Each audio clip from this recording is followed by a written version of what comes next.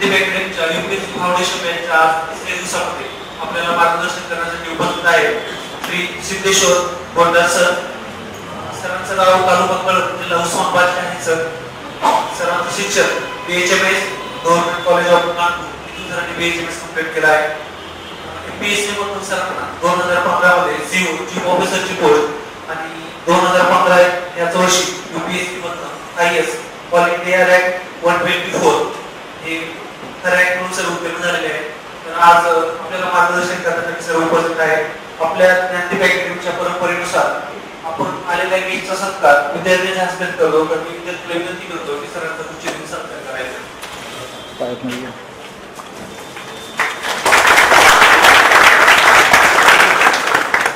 धन्यवाद sir. First of all good evening to all of you. जरा मोठ्यात. मित्रांनो 10 मे 2016 हा आमचा निकाल लागलेला दिवस. आम्हाला अगोदरच थोडस व्हॉट्सअपचे जसे आता तुमचे वेगवेगळे ग्रुप असतात तसं आमचा इंटरव्ह्यू दिलेला मुलांचा एक ग्रुप तयार झालेला होता. त्या ग्रुप थ्रू कळालं होतं की आज निकाल लागण्याची खूप दाट शक्यता आहे 10 मे 2016 ला. तर मग माझं MPSCतून अगोदर सिलेक्शन झालेलं होतं. चीफ ऑफिसरची ट्रेनिंग माझी चालू होती. असंच तुमच्यासारख्या एका ट्रेनिंग हॉलमध्ये बसलेलो होतो. 4:30 वाजता मला मित्रांचे कॉल येण्याची सुरुवात झाली. वारंवार कॉल येत होते भरपूर सारे. त्यावेळेस असे कॉल ज्यावेळेस येतात आपला इंटरव्ह्यू झाल्यानंतर त्याचे 2 अर्थ असतात. पहिला अर्थ असतो अरे लिस्ट पाहिली, रिझल्ट लागलाय, तुझं नाव काही दिसलं नाही, असं काही हरकत नाही, पुढच्या वर्षी लिस्ट आहे. ते कॉल आल्यानंतर माझ्या हृदयाची धडधड एकदम म्हणजे आपल्या छातीची धडधड वाढून गेली की आपण नेमकं काय झालं, या दोन्हीपैकी एक काय झालं असेल. तर मी काही कॉल उचलू शकत नव्हतो. त्यावेळेला दरम्यानच्या काळामध्ये मला मेसेज पाहायला भेटला. त्या मेसेजवरती असं लिहिलं होतं, विक्रम करवते नावाच्या मित्राने पाठवला होता की Congress Siddheshwar you got 124 rank. आणि ते पाहिल्यानंतर आणखीच धडधड वाढली. हातपाय पूर्ण धडधड कापायला लागले. म्हणाला असं का होतं सर, कारण आपण जे 2-3 वर्ष जो अभ्यास केलेला असतो त्या अभ्यासाचं होतं. त्यामुळे असं होतं.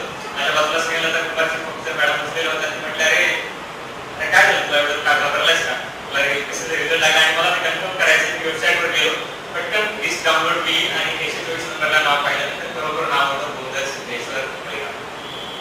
मित्रांनो हा दिवस आपल्या प्रत्येकाच्या आयुष्यात येऊ शकतो. याची सुरुवात मी नेमकी कधी केली होती, मी काय केलं, म्हणजे मी काय करायला पाहिजे यासाठी, माझा एकदा प्रवास काय आहे, या सगळ्या टप्प्यावरती आपण आता बोलणार आहोत. सगळ्यात पहिल्यांदा मी सांगेल की माझी सुरुवात कशी झाली, नंतर मी माझा IAS पर्यंत प्रवास कसा आहे, आणि आता दुसऱ्या टप्प्यामध्ये हे बोलू की या टप्प्यासाठी तुम्ही IAS होण्यासाठी किंवा ही UPSC परीक्षा क्रॅश करण्यासाठी IAS IPS whatever आहे भेटण्यासाठी तुम्ही नेमकं काय करायला. ओके, मला हेच अपेक्षा आहे की आणखी काय दिसतं. बघा मी तुमच्यासारखाच पेक्षाही लहान, अगदी लहान असताना एक गोष्ट घडली. माझे मामा ज्यावेळेस माझ्या घरी यायचे, MS ग्रुपचे चुलत मामा होते, आणि ते घरी आल्यानंतर असं असायचं की त्यांना भेटायला वेगवेगळी काही माणसं यायची. अरे MS ग्रुप आलेले, चला भेटायला. एकदम सगळ्यांची धावपळ असायची. तसंच लग्न समारंभ ज्यावेळेस असायचा त्यावेळेस मामाचे एकदम जोरदार आवाज आहे. मामा आले की एकदम सगळे अरे सरका भाऊ आले, बसू द्या, असं करा तसं करा. एखादे आले की त्यावेळेस मी आईला विचारलं अरे मामाचं नेमकं एवढं असं मामाने नेमकं केलं काय की मामा आले सगळे धावपळ होते. त्यावेळेस आईने सांगितलं की अरे मामाने MPSC परीक्षा दिली कुठेतरी आणि त्यातून ते फार मोठे अधिकारी झालेले आहेत. त्याच वेळेस मला विचार आला की आपण सुद्धा MPSC करून मामासारखं व्हायचं, म्हणजे अट्रॅक्शन कुतूहल मामासारखं होण्याचं. मग 4थी पर्यंत शिक्षण गावी झाल्यानंतर केंद्रीय प्राथमिक शाळेत झाल्यानंतर पुढच्या शिक्षणासाठी मावशीच्या गावी गेलो. आणि मावशीच्या गावी गेल्यानंतर त्यावेळेस मी मावशी काकांचं भांडण व्हायचं. त्यावेळेस मावशी काकांना धमकी द्यायची, बाबा आता भाऊला तुझं नाव सांगते, तुझ्याकडे बघतेस जरा, असं म्हटल्यानंतर काकाही जरा दबायचे. माझा पक्का विश्वास बसला आपल्याला आपल्या मामासारखाच व्हायचंय.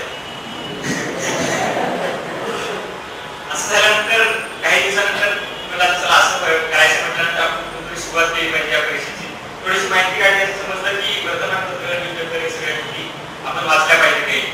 मग मी कसं वाचायचं, काय वाचायचं हे काही माहिती नव्हतं. जी अपघाताची बातमी आहे, म्हणजे असा अपघात झाला तीच आत्ताच वाचून बसायचं वगैरे, कारण डेंजर झालं. मला वाटायचं हे जास्त महत्वाचं असते आपल्या परीक्षा देण्यासाठी वगैरे. आणि एक बातमी वाचण्यासाठी मला तब्बल अर्धा तास लागायचा. आणि ते मला असं वाटतं पूर्ण न्यूजपेपर वाचावं लागते. म्हणजे खरं ही परीक्षा देणं फार अवघड असते MPSC. असं करत माझं ते या परीक्षेचा जे इनिशियल प्रवास आहे, माझी मनात कुतूहल आहे, सुरुवात केली. त्यानंतर पुढे अभ्यासाचा चांगला सुरू ठेवला. आणखी 9वी 10वी झाल्यानंतर 10वीला खूप चांगले मार्क्स आले.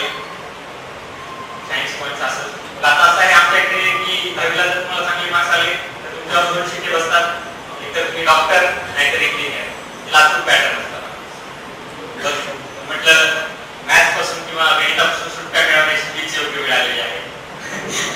काकांना सांगितले, काका मला डॉक्टर व्हायचंय.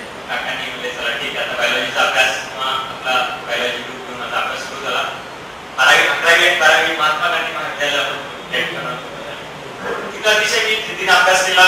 माझं जे इकडे लहानपणीचं स्वप्न होतं की आपण असं UPSC द्यायचे, UPSC द्यायचे, स्वप्न कुठेतरी मागे पडलं होतं आणि आता एक चांगला डॉक्टर व्हायचं आहे हे मनामध्ये माझं स्वप्न होतं. ते स्वप्न पूर्ण करण्यासाठी खूप अभ्यास केला. CET मध्ये 174 मार्क आले. MBBS चे टार्गेट होतं, MBBS ला ऍडमिशन भेटत होतं. MBBS रँकिंग 3-4 मार्क भेटत होते. BS वगैरे भेटू शकत होतं. तर म्हणलं निष्ठा दाताचा डॉक्टर बनायच्या ऐवजी आपण शरीराचा डॉक्टर होतो. आणि फायनली BMS ला ऍडमिशन घ्यायचं ठरवलं. गव्हर्नमेंट ॲग्री कॉलेज नागपूर या ठिकाणी मला BMS ला ऍडमिशन भेटलं. जसं आता तुमचं ग्रॅज्युएशन प्रत्येकाचं BSc, BCom, BA डॉक्टरचं जे सुरू असेल, इंजिनिअरिंग सुरू असेल काही लोकांचं, तसं गव्हर्नमेंट ॲग्री कॉलेज नागपूर या ठिकाणी माझं आहे. तिथे ऍडमिशन झाल्यानंतर त्यावेळेस म्हटलं आता आपण चांगला डॉक्टर व्हायचं म्हणून अभ्यास चांगला करायचा. अभ्यास वगैरे खूप छान सुरू केला. फर्स्ट इयर झालं कॉलेजचा, चौथा डॉक्टर आलो कॉलेजमधून. सेकंड इयरला गेलो. सेकंड इयरला गेल्यानंतर जेव्हा मी गावाकडे आलो अशी एक घटना घडली. गावाकडचे लोक अतिशय थोडं शिकलेले, म्हणजे शेतात काम वगैरे करणारे, ते मला म्हणायचे साहेब तुम्ही डॉक्टर झाले की नाही. म्हणायचा म्हणतात तो झालो. म्हणजे मग MBBS का म्हणायचं नाही BMS. माझ्याकडे असं बघायची मला डुप्लिकेट डिग्री घेते वाटते. मला त्याला समजून सांगावं लागायचं की नाही आपल्या जे बाहेर डॉक्टर आहेत ना त्यांच्यासारखी डिग्री म्हणजे आपली BMS डिग्री असते, असं असतं तसं असतं. असंच फार झाल्यानंतर माझ्या मनाला लागलं. म्हणजे मला 2 ते 3 मार्क पटेवर कमी पडलेले आहेत. त्या मार्कमुळे आपली समाजातील कुठे व्हॅल्यूज लोक कमी करतात आहे. 3 मार्क काय खूप काही ठरवून जात आहे. त्याच वेळेस ठरवलं की पाठीवर आपण काय करायचं, काहीतरी वेगळं करूयात किंवा जरी केलं तरी चांगला डॉक्टर, एकदम प्रभावी डॉक्टर व्हायचं आपल्याला. दरम्यान काळात मी आमच्या कॉलेजचे यूथ फेस्टिवल प्रेसिडेंट होतो. आता तुमचं कल्चरल कॉलेजचे प्रोग्राम असतात, आमच्या कॉलेजची गॅदरिंग असते, त्याला यूथ फेस्टिवलचा प्रेसिडेंट मेन सांभाळणार होतो. आपण गॅदरिंगमध्ये वगैरे गेस्ट बोलवतो, त्याला IAS, IPS अशा असले विद्यार्थ्यांना भारी वाटतं. तुम्हाला कसं भारी वाटतं रोज एकदम IAS, IPS भेटायला लावत. तसंच मग आम्ही डॉक्टर प्रवीण किरान सरांना बोलायचं. डॉक्टर प्रवीण किरान सर आता नाशिकचे आयुक्त आहेत, ते IAS आहेत आणि नागपूरच्या गव्हर्नमेंट मेडिकल कॉलेजचे स्टुडंट आहेत. त्यांना बोलायचं ठरवलं. त्यांच्या फार मी कॉन्टॅक्ट केला सर या तुम्ही असं करा, आम्ही कार्यक्रम करू, तुमचा जास्त वेळ घेणार नाही. तर येतो म्हटले पण काय त्यांच्या बिझी शेड्यूल करून त्यांना माहिती आमच्या जे झाला नाही. तर त्यांच्याशी वारंवार बोलल्याबद्दल माझ्या मनामध्ये प्रेरणा आली की अरे सर म्हणजे या स्टेजला सुद्धा ते काय होऊ शकतात तर डॉक्टर होऊन पुन्हा IAS होऊ शकतात. आपण काय त्या गोष्टीची सुरुवात नाही करू शकत. तसं मला वाटतं माझ्या कॉलेजचे काही माझे मित्र या परीक्षेचा अभ्यास करत होते, UPSC काही करत होते. ते त्याच्यामुळे मला असं वाटतं की आपले मित्र सुद्धा काही करते, आपण सगळं या स्टेजला सुद्धा सुरुवात करू शकतो. माझ्या रूम नंबर गव्हर्नमेंट ॲग्री कॉलेजच्या मुलीच्या रूम नंबर 15मध्ये रोज एक महिना विचार केला की आपल्याला जायचंही नाही. कारण घरची परिस्थिती सगळ्या गोष्टी विचार केला तर आपण लवकरात लवकर कमवायला लागायला पाहिजे असं बऱ्याच लोकांना वाटत असतं. या सगळ्या गोष्टीचा विचार करून फायनली एक महिन्यानंतर निर्णय घेतला की आपण डॉक्टर राहून एका लिमिटेड एरियामध्ये काम करू शकतो. म्हणजे फक्त माझी OPD किंवा पेशंट दवाखाना लिमिटेड एरियामध्ये काम करेल. जर आपण IAS, IPS काही असं झालं तर एक फार लार्जर एरियामध्ये काम करण्याची संधी मला होती आणि ती संधी मिळवण्यासाठी प्रयत्न केला पाहिजे. त्यामुळे मला या परीक्षेकडे उतरायचं आणि माझ्या अभ्यासाला सुरुवात केली. मी ज्यावेळेस त्याच काळात सुद्धा अभ्यासाला सुरुवात केली. ती सुरुवातीला काय केलं NCERTचं वाचन सुरू केलं. NCERT घेतला होता. त्याला म्हटलं चला आता तो घरी पण ठरवलं. दोघांनी NCERTची पुस्तकं मला मार्केटमध्ये जाऊन आणली आणि त्याचा अभ्यास सुरू केला. रोज न्यूजपेपरचं वाचन सुरू केलं. लहानपणी जसं एकच वाचत होतो तसा अभ्यास होता बंद केला आणि सिनियर्सकडून समजून घेतलं की अभ्यास कशा पद्धतीने केला पाहिजे. ओके आणि रोज 3-4 तास तसा माझा अभ्यास सुरुवात झाला. सेकंड इयर पासून अभ्यास सुरू केला. त्यानंतर केवळ अभ्यासच केला नाही असं नाही. मी आता म्हणाल किंवा आपल्याला IAS, IPS व्हायचं म्हणजे फक्त अभ्यास केला पाहिजे असं अजिबात नाही.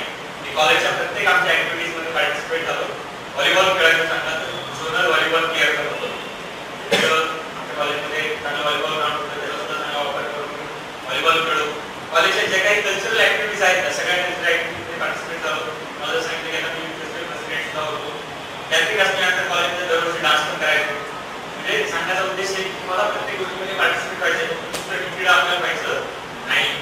दुसरी गोष्ट मी चांगल्या कविता लिहित होतो तर माझ्या मित्रांनी वगैरे मला प्रोत्साहन दिलं.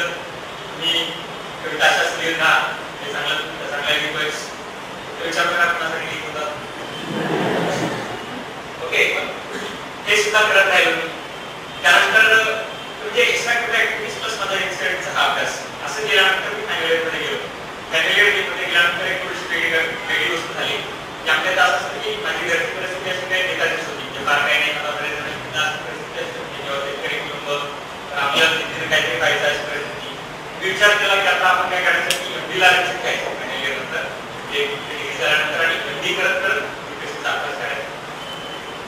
तर ते काय करायचं तर एमडी ला असताना 40-50,000 पेमेंट असतं, मला ते पेमेंट पण आपण घ्यायचं आणि इकडे युपीएससीचा अभ्यास पण करायचा. त्यानंतर काकांना सांगितलं, काका मला एमडी करायची, एमडी करत युपीएससी करायची.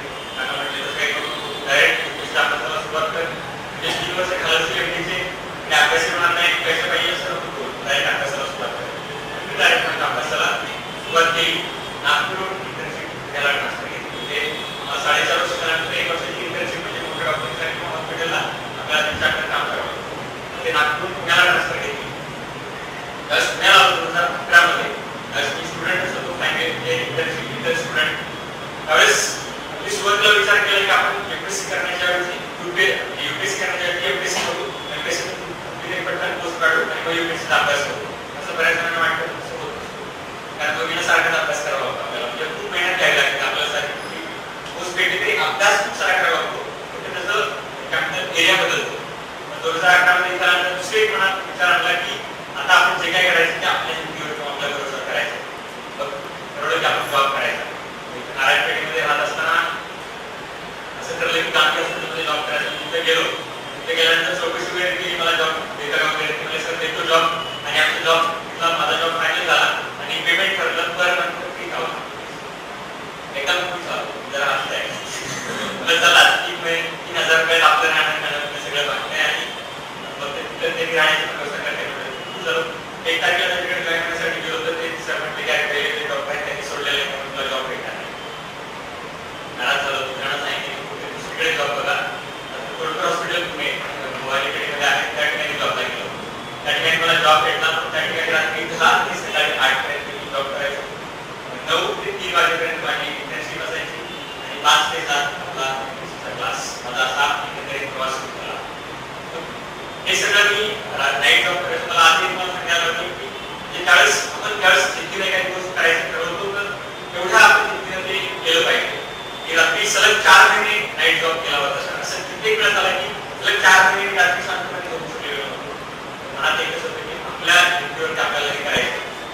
आणि फायनली 2012 मध्ये सगळ्यात पहिल्यांदा एमपीएससीची एक्झाम दिली. एमपीएससीची क्लिअर केली आणि मी जरा पहिल्याच प्रयत्नामध्ये क्लिअर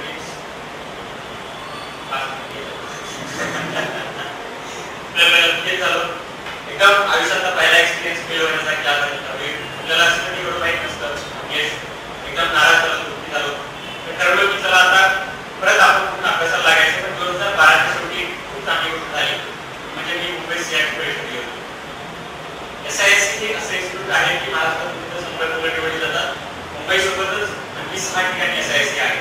मला जे माहिती असेल ते सांगतो. त्या ठिकाणी प्रत्येक ठिकाणी औरंगाबादला आहे, नंतर नागपूरला आहे, नाशिकला आहे, ठिकाणी कोल्हापूरला आहे आणि मुंबई SISC परीक्षा जी 100 मुलं निवडली जातात, त्या 100 मुलांची राहण्याची, खाण्याची, नंतर स्टायपेंड वगैरे असं सगळं दिलं जातं. त्या ठिकाणी मात्र UPSC ओरिएंटेड असतं, सरकारी स्कूल असतं. ओके, त्या ठिकाणी मला 2012 चे ऍडमिशन झालं. मला तिथं म्हणजे 100 मुलांमध्ये 32 आलं. 2013 पासून तिथे राहायला लागलो. तिथे राहिल्यानंतर मात्र माझं जे मूळचं एक टार्गेट होतं की आपल्याला UPSC करायचं आहे, ते माझ्या मनामध्ये परत एकदा आलं. UPSCचा पूर्ण अभ्यास बाजूला ठेवला. त्या ठिकाणी मला असे काही मित्र भेटले ज्यांनी ऑलरेडी सर्व्हिसेसमध्ये होते, IAS साठी ट्राय करत होते, ईमेल दिले होते, इंटरव्ह्यू दिला होता. फुल्ली माझ्या अभ्यासाला मी सुरुवात केली. मित्रांच्या सहकार्याने 2013 मध्ये UPSCचा IASचा पुढचा प्रयत्न दिला आणि पहिल्याच प्रयत्नामध्ये पास झालो. ओके, क्लिप्स पास झालो. आता मेनचा टप्पा. त्यानंतर मागच्या वर्षी जी UPSC क्लिप फेल झाली, ती क्लिप सुद्धा यावेळेस पास झालो. UPSC clip pass, UPSC clip pass. माझ्यासमोर डायलेमा होता की आता UPSC करू की UPSC करू, मेन्स परीक्षा. दोन्हीपैकी काही तुम्हाला निवडायचं होतं. म्हणलं चला तो तुफानी होत आहे, चला UPSC करू म्हटलं. तरी मागच्या वेळेस आपला UPSC आपण केला तरी आणि UPSCचा फुल फोकस अभ्यास केला. मला सांगायला वाटेल की मला असं वाटायचं की आपण UPSC मराठीमध्ये तू चांगली लिहू शकतो. म्हणून मी UPSC मराठी लिहिली. मला असं वाटायचं की अँथ्रोपॉलॉजी हा सब्जेक्ट मी चांगला लिहू शकतो. मला तो एकदम सोपा जातो. त्यामुळे सॉफ्टवेअर निवडण्यासाठी तुला क्रायटेरिया वगैरे लावायचा बऱ्याच वेळा विचारलं जातं. मला वाटतं मी मराठी म्हणजे अँथ्रो लिहू शकतो. असं अँथ्रोपॉलॉजी असं सब्जेक्ट आहे की मराठीचं मटेरियल अजिबात अवेलेबल नाही आहे. म्हणजे 5% अवेलेबल नाही. मला वाटतं की मी मराठी करू शकतो, लिहू शकतो. आणि फायनली 2013च्या शेवटी वेळ दिली. 2014ला निकाल लागला आणि त्या निकालामध्ये मला इंटरव्ह्यूचा कॉल आलेला नव्हता. तर अतिशय परत टेन्शन मुक्त झालं. अरे काय आपला पहिला इंटरव्ह्यूचा अटेम्प्ट असाच गेला. पण त्या एक गोष्ट माझ्या लक्षात आली की ज्या अतिशय घेतला आणि बरेच जण म्हणले का रे आता सब्जेक्ट मराठी लिहित आहेत असं नाही तसं नाही.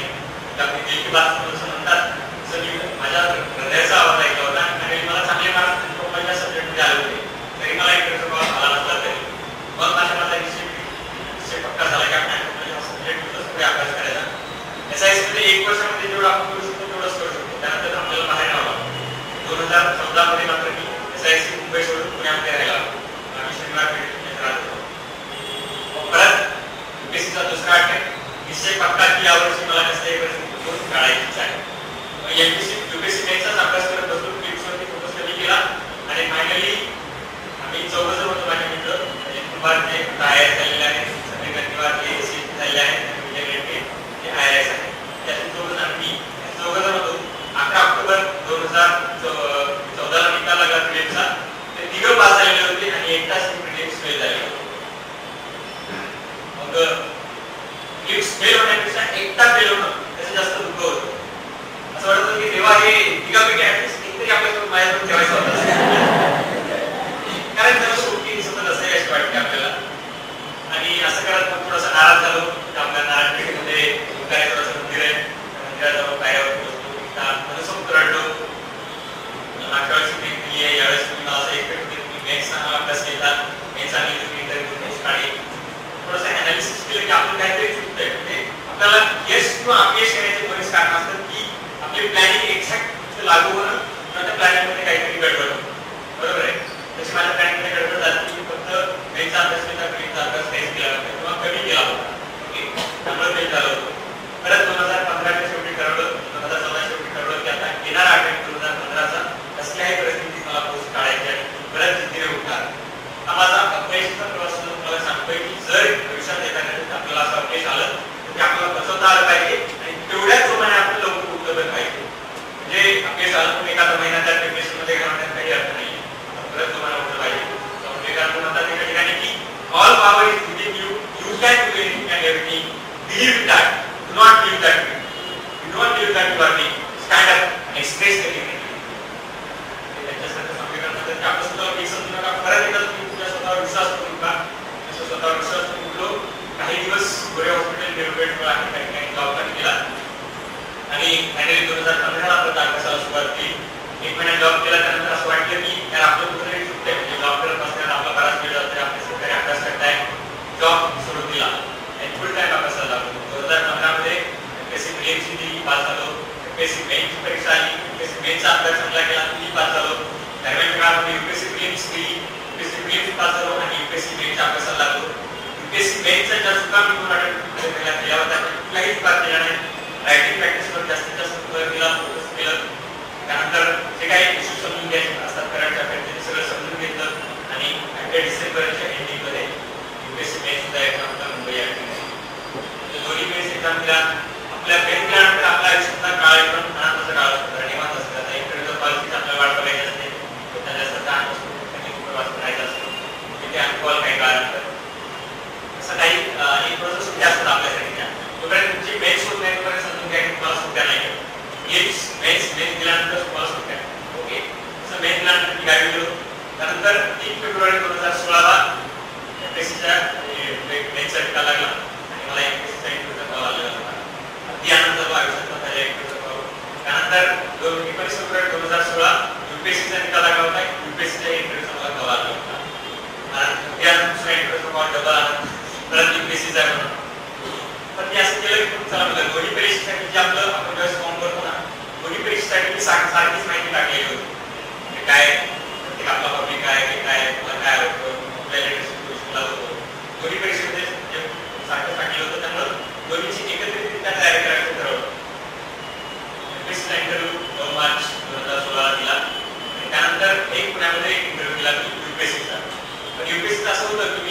मीडियम ऑफ लँग्वेज यूपीसी आपण कुठल्याही भाषेमध्ये घेऊ शकतो. मराठी, हिंदी, इंग्लिश काय घेऊ शकतो. मी दिलं होतं हिंदीमध्ये इंटरव्ह्यू द्यायचं. त्याच्यामागचं कारण असं होतं की आपण त्यांच्याशी डायरेक्टली बोलू शकतो. बरोबर. आता मला मी काहीतरी वेगळ्या रस्त्याने भाषेत बोलू तर आता मला सांगणार तुम्हाला मी काय म्हणतो ते असं एकदम सर्कल चालतं. त्यापेक्षा आपण हिंदीमध्ये तुम्ही डायरेक्टली बोलताय. पण पुण्यातला पहिला इंटरव्ह्यू मॉक इंटरव्ह्यू एका क्लासमध्ये दिला त्यांनी मला हिंदीमध्ये असं जोरदार विचारलं प्रश्न एकदम गिळी करत गेले आणि मला अक्षरशः घाम फुटला आणि हँडराईटिंग हिंदी माझं बिघडत बंद होतं शेवटी. मग ते मॉक इंटरव्ह्यू झाल्यानंतर आपल्याला बोलवतात अरे कसं वाटलं तुम्हाला म्हणजे आपलं काय चुका झाल्या असे हात केले किंवा नाही झालं ते झालं. त्यांनी मला सांगितलं की तुमची हिंदी फारच खराब आहे असं आहे तसं आहे. मी आणि हँडराईटिंग त्यांना असं म्हणायचं होतं की तुम्ही पुढच्या वर्षी परत परीक्षा द्या आणि त्यावेळेस मराठी किंवा इंग्लिश टाका. विचार केला की आपण कसल्या परिस्थितीमध्ये 1 महिना बाकी आहे इंटरव्ह्यूसाठी इंटरव्ह्यू होता कसल्या एका परिस्थितीवरती आपण कमांड मिळवायची आणि आपण ज्या उद्देशाने हिंदी टाकली तो उद्देश आपल्याला साध्य करायचा. मग माझं इंटरसेक्शन केलं नंबर या दोघांसोबत इंटरव्ह्यू होता दिल्लीला गेलो. दिल्लीत गेल्यानंतर परत मला सांगतो की आपला आपल्यावर विश्वास फार महत्वाचा आहे. आपण तुम्ही आपला विश्वास दाखवून आपण आपला विश्वास दाखवायचा.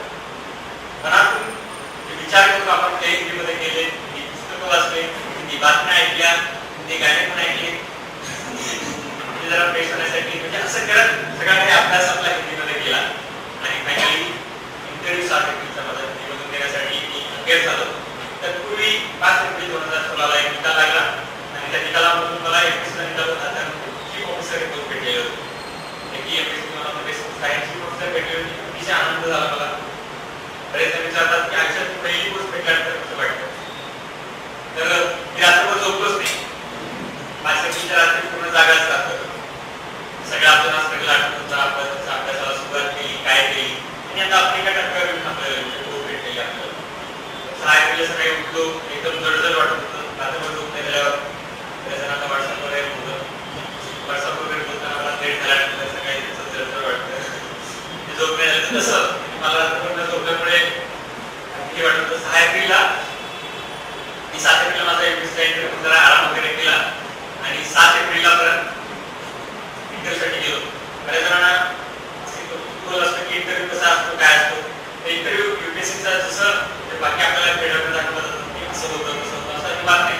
अतिशय शांतपणे बसलेले असतात लोक. आपल्याला त्यांना ऐकायचं असतं आणि जसं बाहेर अफवा आहे तसं नाही. ती छान इंटरव्ह्यू होतो. 2-3 ठिकाणी सिक्युरिटीमधून आम्ही चेकअप करून आपल्याला मध्ये सोडलं जातं. मध्ये सोडल्यानंतर आपल्याला डॉक्युमेंट पाहिजे सुरुवातीला चेक होतात. एका ठिकाणी सेंटरला इथे आपल्याला यूपीएससी भवन दिसतं. आपल्या वेबसाईटवर पाहतो त्या भवनच्या सेंटरला बसवलं जातं. त्यानंतर एक पाहिजे सांगतो आपल्याला की तुमचा इंटरव्ह्यूचा नंबर आहे आणि हे पॅनल आहे चला तिथे. तसंच मला आज बोलवणं चला सर आता तुम्हाला इंटरव्ह्यू सरांचं पॅनल आहे. ते कोणते जे आपले चेअरमन असतात त्यांच्या नावाने आपल्या पॅनलवर ओळखलं जातं. त्याच्या मागे मागे मी गेलो. मनात एकदम धडधड होत होती कारण माझा पहिलाच इंटरव्ह्यू होता आणि असाही पहिला होता आणि तिथं 6 लोक असतात एका दिवशी 6 लोकांचे इंटरव्ह्यू असतो. त्यामध्ये माझा पहिलाच इंटरव्ह्यू होता. तेव्हा जर थोडं सेटल व्हायचा असतो केला नाही पण असू दे जो भी बोलूंगा सच बोलूंगा सच के अलावा कुछ नहीं बोलूंगा. ते ठरलं मनामध्ये आणि एंट्री केली. एंट्री करण्याच्या अगोदरच बाहेर बेल वाजलेली होती. मला तशी बाहेर सांगितली सर बेल वाजली आहे मध्ये एंट्री करायला आहे. तसं केलं. जनरली असं होतं की बाहेर खुर्ची असते पाण्याची बॉटल ठेवलेली असते. आपण 5 मिनिटं बसावं सेटल व्हावं पाणी प्यावं मग एंट्री करावं असं असतं. पण माझ्या अगोदर केलं होतं त्यामुळे बसण्याचा काही चान्स नव्हता. मला चला थेट आतमध्ये जाऊन बसायचं आपल्याला. आता गेलो सरांनी गेल्यानंतर थोडं बसल्यानंतर सरांनी सीटावर म्हटलं की विश वगैरे केलं मॅम. मला सरांनी मला विचारलं की स्टेजवर किती स्क्वेअर फोटो कारण माझा तो आहे का जो मेनचा फॉर्म होता त्यावेळेचा फोटो आणि दुसरा एक फोटो असा मॅच होत होता. त्या पहिल्या फोटोमध्ये कारण दिशा वगैरे असं होत्या आणि इंटरव्ह्यू मध्ये एकदम सरांना असं म्हटलं sir yes sir my photo sir थोडेसे असले त्यांनी मला विचारलं की त्याच्यावर do you want to interview की आपल्याला मला एक कंटेस्ट हवा आहे का की मला थोडंसं डिटेल ॲप्लिकेशन फॉर्म पाहिला असेल. त्यावेळेस मी वेळोवेळ म्हटलं सर ठीक आहे बुलाइए उनको लेकिन मैं हिंदी में बात करूंगा. सरांनी बेल वाजवली. इंटरव्ह्यूसाठी माझ्या मागे बसला. इंटरव्ह्यूचं पॅनल असं असतं की आपण डायरेक्ट टेबलवर जसं जेवायला बसतो तसं या इकडे चेअरमन बसलेले असतात त्या बाजूला आपण बसत असतो 2 बाजूला 2 मेंबर बसलेले असतात. 5 लोकांचं पॅनल आपण सगळे आणि एक सारखा जर इंटरव्ह्यू असला तर तो माझ्या मागे बसले. असं करत माझा इंटरव्ह्यू सुरू झाला. इंटरव्ह्यू थोडासा डिटेल यासाठी सांगतो की इंटरव्ह्यूचा इम्पॅक्ट म्हणजे आपण आतापर्यंत कॉलेज लाईफमध्ये जे केले सगळ्या गोष्टी ज्या केल्या ते म्हणजे फायनल इंटरव्ह्यू असतात. पण आपल्या पर्सनॅलिटी कसं डेव्हलप केलंय ते म्हणजे इंटरव्ह्यू असतो. त्यांनी मला पहिला प्रश्न विचारला माझ्या ग्रॅज्युएशनवर की असे ॲडव्होकेट डॉक्टर म्हणजे एक बात म्हणजे एक गोष्ट सांगा की तुम्ही गव्हर्नमेंट आयएससाठी सध्या काय करता की आपल्या बॅकग्राऊंडशी रिलेटेड प्रश्न आला समजून काय की त्या ग्रॅज्युएशनवर तुम्हाला 100% प्रश्न येणार आहे. तर मी सांगितलं की सर गव्हर्नमेंटने नॅशनल लाईफ आयसीचं सुरू केलंय ते केलंय नंतर त्यांनी मला प्रश्न विचारला की तुझं college government Ayurveda college Nagpur असं आहे तर नागपूर किंवा सेपरेट विदर्भाची डिमांड होते त्याची डिमांड कोणी केली आहे ते बघा माझ्या जो ऍप्लिकेशन केला फॉर्म भरला की त्याच्यावरती माझा इंटरेस्ट सुरू झालेला आहे. तर सेपरेट विदर्भाची डिमांड कोणी केली सांगितलं सरांनी केलेली आहे.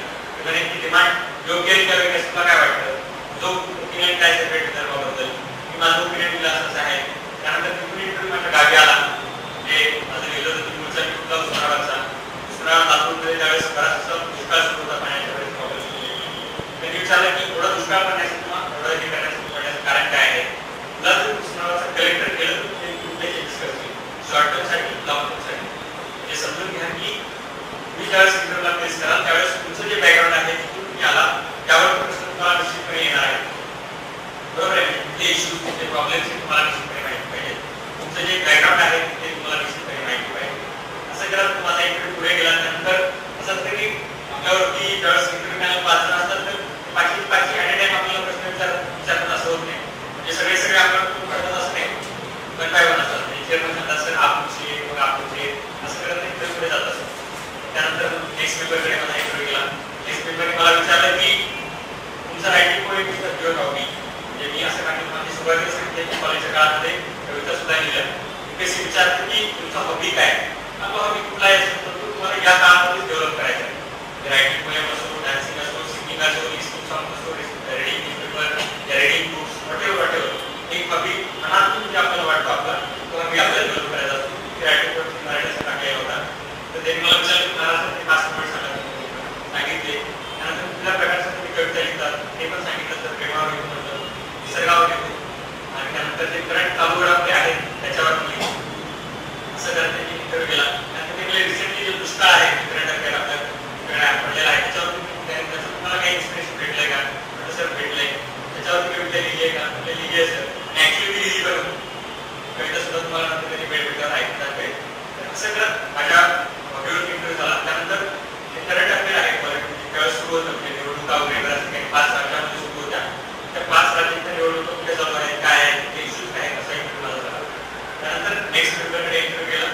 तिसऱ्या पेपरकडे ते पेपर पहिल्यापासून अतिशय हसत होते असे म्हणजे मला वाटतं काय विचारलं त्यांनी मला पहिला विचारला Siddheshwar every person has some strong points and every person has some weak points tell your weaknesses जब दर्शवलेलं वीकनेसेस जर यांना खरोखर माझ्या सगळे वीकनेसेस सांगायला गेलो तर पुढच्या वेळेस इंटरव्ह्यू नाही परीक्षेला बसू देणार नाही कारण कसं असतं आपले काय वीकनेसेस आहेत काय कदाचित ते सिव्हिल सर्व्हिसेसला म्हणावं मी काही लवकर उतरत नाही त्यांना परत नंतर उठायचं नाही लवकर असं काय ते व्यक्त काय कसा अर्थाने ते घेतात ते डिपेंड असतं सगळं.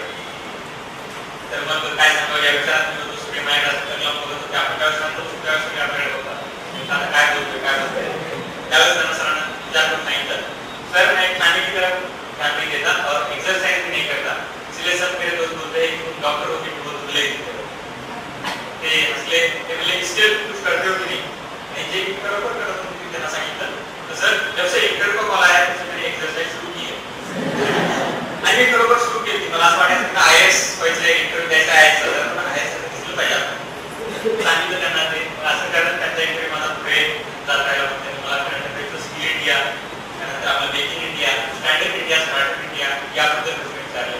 त्यांचा इंटरव्ह्यू मला नेक्स्ट पेपरकडे इंटरव्ह्यूला मॅडम होते त्या त्याचे गुल मॅडम आणि त्यांनी मला नेक्स्ट क्वेश्चन त्यांनी मला विचारला की ते सोशल मीडियाबद्दल तुम्ही आता बरंच आपण पाहतोय त्याचे पॉझिटिव्ह पॉईंट नाही मला त्याचे निगेटिव्ह पॉईंट्स जे आपण व्हॉट्सॲप फेसबुक सगळं जे चालू आहे सध्या त्याचे निगेटिव्ह पॉईंट्स काय आहेत की मी आपण खरोखर अनुभव सगळे पॉईंट सांगितले की म्हटलं ऑन असतात बऱ्याच लोकांचे किंवा असं असतं ते वारंवार आपल्याला डिस्टर्ब होतात. मला काय वाटायचं टाकत करताना आपण नोटिफिकेशन ऑन ठेवलं की एक कॉन्सन्ट्रेशन आपली कुठे काम करण्याच्या आपण वारंवार डिस्टर्ब होत आहोत.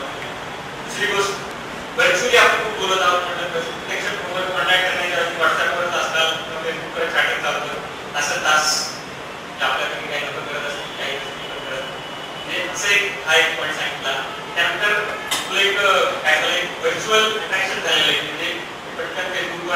काहीतरी अपडेट करेल, त्याला किती लाईक्स येत आहेत, किती डिसलाईक्स येत आहेत, व्हॉटेवर असं एक अट्रॅक्शन सुरू झालंय. त्याच्यावर ती पण त्यांना सांगितली.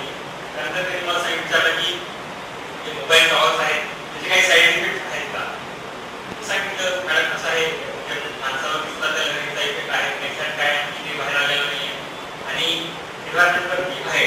मला त्यांना विचार मला एक असं म्हणायचं की म्हणायचं होतं की चिमणी आपली काय असेल चिमणीला हिंदीमध्ये काय म्हणतात मला काय अर्थ असं मी दिला होता का तुला चिमणी नामच्या पक्षी मॅडम काय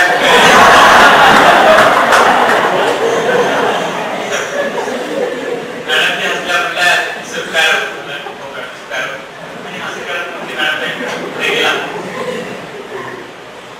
मॅडम मला एक नंतर प्रश्न विचारला की म्हणजे आपल्या त्यांनी कदाचित प्रकाश बाबा प्रकाश बाबा पाहिला असेल जर विदर्भात ग्रॅज्युएशन कंप्लीट झालेला आहे तर तुला डॉक्टर प्रकाश आमटे आणि बाबा आमटे माहिती आहे का. माहिती आहे मॅडम आणि त्याचे सिमिलरिटीज काय डिफरन्सेस काय दोन्हीतल्या त्याच्या सिमिलरिटीज काय डिफरन्सेस काय सांगितले त्यांना कुठला आवड भेटला ते सांगितलं विचारलं सांगितलं प्रकाश बाबा आमटेची स्पेशालिटी काय प्राण्यासोबत तुम्ही कुठे पाहिलं बसला मेला तर बाबा त्यांची स्पेशालिटी काय प्राण्यासोबत खूप चांगलं जमतं की त्यांची स्पेशालिटी सांगितली. आणि त्यानंतर मॅडम मला शेवटचा प्रश्न विचारला कि कदाचित केस कांटाक्ट विचारला कि ऐसे एक्टिव के ऊपर एक बात मुझे बताओ तो बहुत सारे एडवर्टाइज देखो उसमें बताया जाता है कि आपके बाल सफेद होंगे तो उसको काला किया जाएगा और आप मोटे होंगे तो आपको पतला किया जाएगा, पतले होंगे तो मोटा किया जाएगा. उसकी सच्चाई कितनी है सांगितलं मॅडमला की मॅडम ग्रंथामध्ये सुद्धा असं सांगितलेलं आहे की असं बोललं तर त्याच्यानंतर आम्ही 21 दिवसामध्ये 1 महिन्यामध्ये करून देतो एवढ्या वेळेत होत नाही त्याला बराच कालावधी असं जावं लागतं. असं करत माझा इंटरव्ह्यू मॅडमला संपला आणि फायनली कन्क्लूड झाला. थँक्यू सर मी बाहेर आलो आणि त्याचा निकाल सांगितला की तेव्हा काही निकाल लागला. इंटरव्ह्यूमध्ये मला 187 मार्क आलेले होते आणि काही विषयामध्ये चांगले मार्क आले होते त्यामुळे फायनली माझा रँक 124 झाली. तर मित्रांनो एकंदरीत असा हा माझा एक प्रवास आहे. तर हा प्रवास मला सांगण्याचं कारण हेच की तुमचा सुद्धा तुमच्या टप्प्यावरती एक प्रवास आहे. मी या सगळ्या एका टप्प्यामध्ये काय करायला पाहिजे आपण एक एक मुद्दा बघू की काय करायला हवं. तुम्हाला 1, 2, 3 वर्ष न लागतात पहिल्या प्रयत्नामध्ये तुम्ही यशस्वी झालं पाहिजे. कारण यशस्वी होतो म्हणजे आपण कुठले काहीतरी प्लॅनिंग सक्सेसफुल झाले असते आपल्याला अपडेट भेटतं म्हणजे काहीतरी आपण चुकलेलं असतं. तर तुम्ही यशस्वी होण्यासाठी काय करायला पाहिजे असं मला वाटतं ते तुम्हाला थोडक्यात सांगेन. सगळ्यात पहिले अभ्यास करताना अंडरस्टँड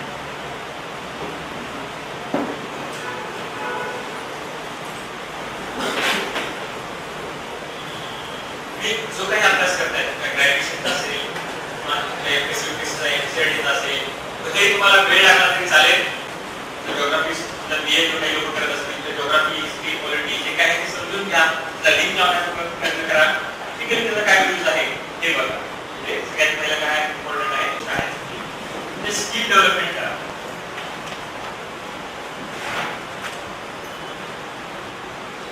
हे स्किल कुठले कुठले आहेत सगळ्यात पहिले रायटिंग. मला माहिती आहे यूपीएससी कशी असते पूर्व परीक्षा कशी असते मेन्स कशी असते रायटिंग असते. तुम्हाला हे तुमचं रायटिंग स्किल खूप चांगलं डेव्हलप करायचं. बरेच लोकांनी लहानपणी अक्षराकडे लक्ष दिलं नसतं लिहिण्याच्याकडे लक्ष दिलं नसतं. कारण आता मी बऱ्याच ठिकाणी क्लासवर वगैरे शिकवतो ते मुलांच्या पेपर चेक करतो त्यावेळेस वगैरे फारच ते खराब काढतात. म्हणजे आता तुमच्यासारखे नाही ते आता कम्प्लीट फायनल एक्झाममध्ये अक्षर होतात. ते अक्षराला महत्व नाहीये पण ते चांगलं असेल तर नक्कीच आपल्याला पॉझिटिव्ह पॉईंट घेऊन जातो. त्यामुळे तुमचं रायटिंग स्किल तुम्हाला सुधारायचं आहे. हँडरायटिंग असेल त्यामध्ये. त्यानंतर दुसरं रायटिंग स्किल मध्ये काय येतं तर आपण प्रत्येक प्रश्न लिहिताना आपला पेपर बघितला असं वाटलं पाहिजे की बरोबर वाटत एका रायटिंग लिहिलेला आहे. तुमच्या रायटिंग मध्ये तुम्ही एक क्वेश्चन पॅरेग्राफ फॉर्मॅट मध्ये लिहायचे, काही क्वेश्चन पॉईंट फॉर्मॅट मध्ये लिहायचे पॉईंट पॉईंट पॉईंट, काही क्वेश्चन सबहेडिंग फॉर्मॅट मध्ये लिहायचे. समजा आपण इथे हेडिंग दिलं त्यानंतर इथून सुरुवात केली 2-4 पॉईंट इथे हेडिंग दिलं तुम्हाला असं विचारलं समजा कामासाठी काय करतात तुम्ही सगळ्यात प्रथम एज्युकेशन द्या वाढवा असं करा तसं करा असे हेडिंग घेऊन काही पॅरेग्राफ फॉर्मॅट मध्ये काही पॉईंट फॉर्मॅट मध्ये. ज्यावेळेस आपण पेपर लिहितो त्या पेपर लिहिताना सुद्धा वेगवेगळ्या डायग्रामचा वापर करून म्हणजे ट्री डायग्रामचा वापर करू शकतो आपण. ओके मला 4 गोष्टी सांगायच्या तुम्ही अशा प्रकारे ट्री डायग्राम वापरू शकता. एकच गोष्ट आपल्याला परत कधीच रिपीट नाही करायची अशा प्रकारचे ट्री डायग्राम वापरू शकता. अशा प्रकारचे ट्री डायग्राम वापरू शकता. मला मी हे आता का सांगतोय तुमचे हे जे पेपर्स आहेत आताचे ग्रॅज्युएशनचे काही आपण जसं त्यांच्या भाज्या खातो ना, ते मसाला तोच असतो, फक्त वरच्या ते थोडी बदललेला असतात मधल्या आज आंब्या असतो उद्या आंबा असतो, मसाला सेम असतो. जसं तुम्ही आता ते ग्रॅज्युएशनला अभ्यास करणार आहात, तो मसाला तुम्ही एकदाच टेक्निक सोबत डेव्हलप केलेला आहे, ते सेम राहणार आहे, ते काही बदलणार नाही. ओके, जसं तुम्ही आता तुम्हाला जे रायटिंग स्किल सगळं जे टेक्निक आहे ते डेव्हलप करायचं आहे, तो पेपर तुम्हाला आता कसे लिहायचे ते बघा. त्याचा फायदा तुम्हाला होईल. स्पीडने रायटिंग कसं करता येईल ते आत्ताच पहा. त्याचा फायदा तर यूपीएससीमध्ये होईल, कारण यूपीएससीमध्ये तुम्हाला स्पीड असणं इम्पॉर्टंट आहे, कंटेंट इम्पॉर्टंट आहे आणि रायटिंग क्वालिटी या सगळ्या गोष्टी इम्पॉर्टंट आहे. आणि तुम्हाला मी स्किल डेव्हलपमेंटच्या बाबतीतच बोलू. नंतर ती सुरुवातीला सांगितलं की यूपीएससी म्हणजे फक्त अभ्यास एक अभ्यास नाही आहे, पूर्ण पर्सनॅलिटी डेव्हलपमेंट. पर्सनॅलिटी तुमची डेव्हलप होणार कशी? तुमचं जे कॉलेजचं जे काही ऍक्टिव्हिटीज आहेत सगळ्या ऍक्टिव्हिटीजमध्ये पार्टिसिपेट व्हावं. तुमच्या कॉलेजमध्ये कधी डिबेट असेल, भाग घ्यायचा, लोक असले तरी चालतील, नॉन स्टेजवर बोलायचं. मी आतापर्यंत कधी हे कॉलेजच्या काळात कधी केलं नाही. कॉलेजमध्ये असं ज्यावेळेस ठरलं माझं की आपल्याला यूपीएससी करायचं, त्यावेळेस मग एनएसएस मध्ये कुठलंही पार्टिसिपेट झालं. ते एनएसएस मध्ये छोट्या छोट्या प्रोग्राममध्ये अँकरिंग करणं असेल, तर वेगवेगळे प्रोग्राम एनएसएस असतील, आम्ही डॉक्टर होतो आम्ही काय करतो तर ते खेड्यामध्ये गेल्यानंतर मुलं ते करायचो. यात काय होतंय तर आपली पर्सनॅलिटी डेव्हलपमेंट होते. मला काय करायचे, छोटे डिबेट असतील किंवा भाषण असतील, अँकरिंग असतील, याच्यामध्ये पार्टिसिपेट व्हायचं आहे. आणि काय होईल, तुमची इंटरव्ह्यूची तयारी त्याचकडे झाली असेल. ओके, दुसरं स्पोर्ट्स सुद्धा तुम्ही खेळायचं, सुद्धा तरी एक गेम. आणि यूपीएससी साठी नाही खेळायचं, तो आपल्या स्वतःसाठी खेळायचं. ज्यावेळेस तुम्ही कुठलाही खेळ खेळायचं. ओके, त्यानंतर तुमचा एक हॉबी डेव्हलप करायचा आहे. तुम्हाला सुरुवातीला सांगितलं काहीही हॉबी असो, आताच विचार करून ठेवायचा. यूपीएससीचा फॉर्म भरताना तुम्हाला असं अडकून बसले नाही पाहिजे की मला हॉबी काय टाकू. तुम्हाला जे मनापासून आवडते, म्हणजे जे मनापासून आवडते म्हणून काही द्यायचं ना आता समजा. म्हणजे जे खरोखर असं लिहिता येईल असं आणि स्पेसिफिक असेल असं, असा एक कुठलाही हॉबी. म्हणजे जसं मी रायटिंग पोएम्स म्हटलं होतं, तसं रायटिंग पोएम्स असेल, ट्रेकिंग असेल, त्यानंतर तुम्हाला बाकीचे बरेच जण हे पण लिहितात, मध्ये reading books, various types of books असेल, वॉचिंग मूवीज असेल. तर मूवीज वॉचिंग मूवीज म्हणून रोजच पिक्चरला चालले असं पण व्हायला नका. असं एक तुम्हाला एक्सक्यूज भेटायचा, माझा हॉबी आहे वॉचिंग मूवीज, चला आठवड्यातून 4 पिक्चर बघायला, असं पण नको. तर असा कुठलाही एक तुमचा हॉबी निश्चितपणे तुम्हाला डेव्हलप करून ठेवायचा आहे, म्हणजे तुमच्या ओव्हरऑल पर्सनॅलिटीमध्ये डेव्हलप होईल. त्यानंतर तिसरी गोष्ट आहे अगदी महत्वाची, तुम्हाला आतापासून एनसीईआरटीचं वाचन सुरू करायचं आहे. एनसीईआरटी कुठल्या काय सगळं तुम्हाला माहिती असेल किंवा यापूर्वी माझ्या याच्यामध्ये सांगितलं असेल. आणि जॉग्राफिकल अंडरस्टँडिंग, त्यानंतर पॉलिटिकल, इकॉनॉमिक्स आणि सायन्स. एनसीईआरटीचं वाचन तुम्हाला तुमच्या सगळ्या या ऍक्टिव्हिटीज करत रोज 3 तास तरी वेळ काढायचा आहे आणि तुम्हाला एनसीईआरटी चांगलं वाचायचं. वाचताना तुम्हाला सगळ्यात सुरुवातीला मुद्दा सांगितला की अंडरस्टँडिंग इम्पॉर्टंट आहे. आपल्याला किती तास अभ्यास केला हा इम्पॉर्टंट नाही, आपण किती समजून अभ्यास केला हे जास्त इम्पॉर्टंट आहे. त्यानंतर याच्या प्रकारच्या एनसीईआरटी, त्यासोबत तुम्हाला एक गोष्ट करायची आहे, न्यूजपेपर. रोज 1 तास तरी न्यूजपेपर वाचायचं आहे. कशासाठी वाचायचं आहे, तर आपल्याला करंट अफेअर्स सध्या काय चालू आहे हे आपण वाचायचं आहे. न्यूजपेपर कसा वाचला पाहिजे त्याच्यावर सुद्धा एक लेक्चर आहे, थोडक्यात तुम्हाला सांगतो.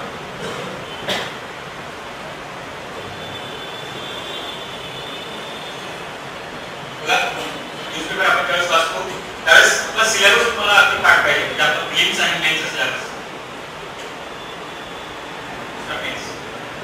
यूपीएससीला अगोदर सगळ्यात महत्त्वाचं एक करा की प्रिलिम्सला काय सिलेबस आहे, मेन्सला काय सिलेबस आहे, हे व्यवस्थित जाणून घ्या. ते जाणून घेतल्यानंतर रोजच्या रोज न्यूजपेपर मध्ये काय आहे ते बघा. ते न्यूजपेपर मध्ये समजा आपला इंटरनॅशनल रिलेशनशी संबंधित एखादा आर्टिकल असेल, ते आर्टिकल तुम्हाला वाचायचं आहे. त्यानंतर आपल्या पॉलिटीमध्ये काही सगळे टॉपिक्स आहेत, कॉन्स्टिट्यूशनशी रिलेटेड काही कुठली बातमी असेल नाही आपल्या, तसं तुम्हाला एकदा सविस्तर सिलेबस समजून सांगतील तशी बातमी तुम्हाला तुम्ही वाचायचं आहे. एडिटोरियल्स तुम्हाला वाचायचे आहेत. ओके, एडिटोरियल्स वगैरे जास्त पेज त्याचा अभ्यास करायचा आहे. त्यासाठी तुम्हाला किती वेळ द्यायचा आहे, रोज 1 तास. त्यानंतर नेक्स्ट गोष्ट आहे, तुम्हाला रायटिंग स्किल सांगितलं की लँग्वेज. बरेच लोक तुमचे काही जण मराठीतून पेपर देतील, काही जण इंग्लिश मधून पेपर देतील, बरोबर आहे. तर लँग्वेज बेसिक तुम्हाला अभ्यास करायचा आहे. हे त्यांना इंग्लिशमधून पेपर द्यायचा आहे किंवा मराठीतून द्यायचा आहे, त्यांना मराठी इंग्लिश वाचणं तर गरजेचं आहे. त्यामुळे आपली भाषा कशी सुधारता येईल. सुरुवातीला एक डिक्शनरी घेऊन बसला तरी चालेल. तुमच्या डिक्शनरी बसून तिथं तुम्ही अडकता तिथं तिथे शब्द बघा, समजून घेता. लँग्वेज कशी इंग्लिशमध्ये आपल्याला समजून तर इंग्लिशमध्ये पेपर द्यायचा इंग्लिश चांगल्या चांगल्या प्रकारे कसं लिहिता येईल ते बघा तुम्ही. मराठीत द्यायचं आहे तर मराठी न्यूजपेपर वाचा, मराठी पुस्तकं वाचा, त्यातून तुमची मराठी लँग्वेज कशी जास्त जास्त डेव्हलप करता येईल ते पहा. ओके. आणि इंग्लिशमधून द्यायचं असेल तर इंग्लिश हे बुक्स रेग्युलरपणे वाचत जायचं. मला आव्हान तर वाचन सुद्धा या ठिकाणी करायचं. मग सर काय काय सांगताय तुम्हाला सांगताय आणि अभ्यास करायचा वेळ सगळं करायचं. आपल्याला सगळ्या गोष्टीसाठी वेळ काढायचा आहे आणि त्यासाठी काय करायचं आहे प्लॅनिंग.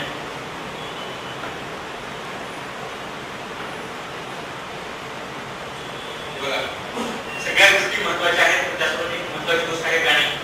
की आता त्या फर्स्ट इयर असाल, सेकंड इयर असाल, तुम्ही सगळा असं तुमचा प्लॅन करा. प्रत्येक महिन्यामध्ये तुम्हाला एक महिन्यामध्ये किंवा एक आठवड्यामध्ये तुमचा सगळा एक ठरलेला प्लॅन असायला हवा की मी एवढ्या वेळ कॉलेजला जाणार आहे, त्यानंतर माझा हा क्लास असणार आहे, त्यांच्यासाठी वाचण्यासाठी हा वेळ, एक 4 तास तुम्हाला देणार नाही, तुमची जवळ भेटते असली तरी. ओके. असं करत तुमचा ओव्हरऑल एक डिटेल प्लॅन तयार हवा.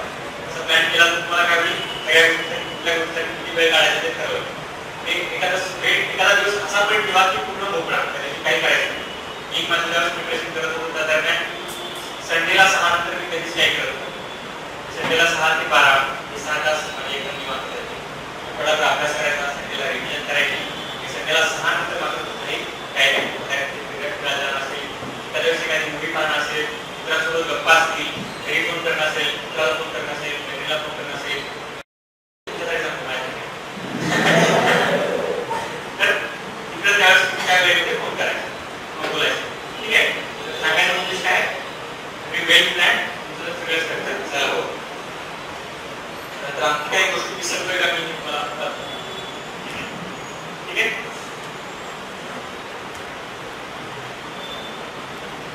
येस, ऑलमोस्ट गोष्टी तुमच्या मी कव्हर केलेल्या आहेत. मला सांगण्यासाठी माझं काही विसरू नये यासाठी बोलतोय. त्यानंतर अभ्यास करताना खूप सारे सोर्सेस वाचायचे असं अजिबात नाही. त्यात तुम्ही सुद्धा सोर्सेस म्हणजे एकाच विषय आहे, हिस्ट्री वाचताय, हिस्ट्रीसाठी 4 पुस्तकं वाचायची. सोर्सेस म्हणजे लिमिटेड आहेत. त्यामध्ये प्रत्येक विषयासाठी 2 सोर्सेस मॅक्सिमम. इकॉनॉमिक्स वाचताय तर सरांनी इकॉनॉमिक्स शिकवलेलं ते इकॉनॉमिक्स, आणि सरांनी म्हटलेलं पुस्तक. असं 2 स्टँडर्ड सोर्सेस मधून तुम्हाला अगदी समजून घ्यायचं आहे आणि तो अभ्यास करायचा आहे. ओके. तर लिमिटेड सोर्सेस. त्यानंतर सगळ्यात महत्त्वाची नेक्स्ट गोष्ट येते, समजून घेण्यासाठी काय करायचं, तुम्हाला थोडंसं ग्रुप डिस्कशन करायचं.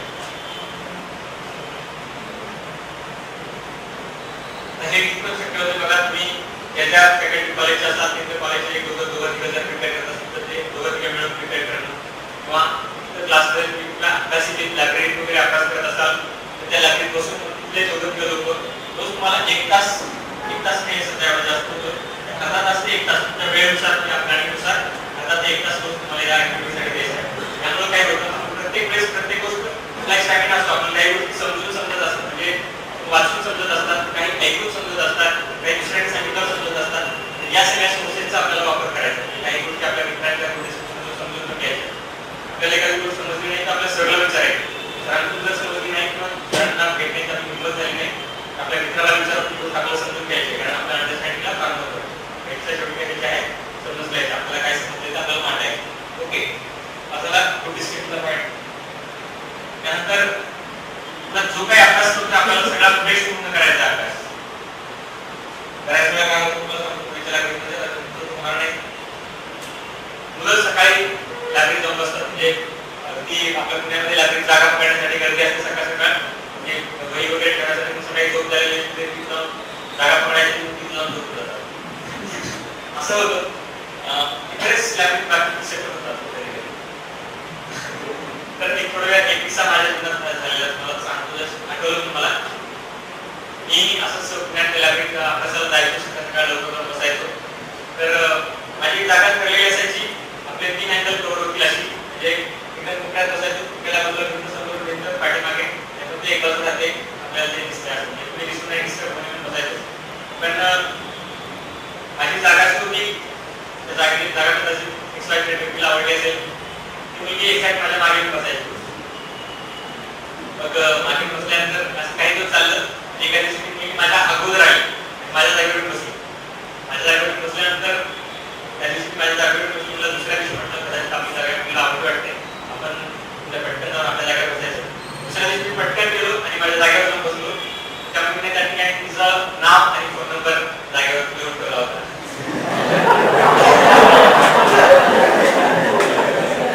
मग मी एकच निर्णय घेतला, स्वामी विवेकानंद अभ्यासिका फक्त मुलांसाठी. याचं मला नंतर वाईट वाटलं, ते सोडा. तर असे वेगवेगळे गोष्टी आहेत. सांगायचं उद्देश एकच की नागरिक आपण अभ्यास करतो तो हा क्वालिटेटिव्ह अभ्यास असायला हवा. 3 ते 4 तास पाठीवर अभ्यास करणार आहे, तो अभ्यास तुम्हाला क्वालिटेटिव्ह करायचा आहे. उगाच तासंदार बसले म्हणून बसायचं नाहीये, पूर्ण मनात अभ्यास करायचा आहे. ओके, अशा पद्धतीनं तुम्ही सगळं तुमचं वेल प्लॅन करा. त्यानंतर नेक्स्ट तुमच्या ह्याच्यामध्ये प्रोसेस येते, तुमच्या ग्रॅज्युएशनला लागू होते किंवा तुमच्या एंटायर अभ्यासाला ज्यावेळी यूपीएससीसाठी फोकस अभ्यास करायला त्याला लागू होते, त्यामध्ये प्रॅक्टिस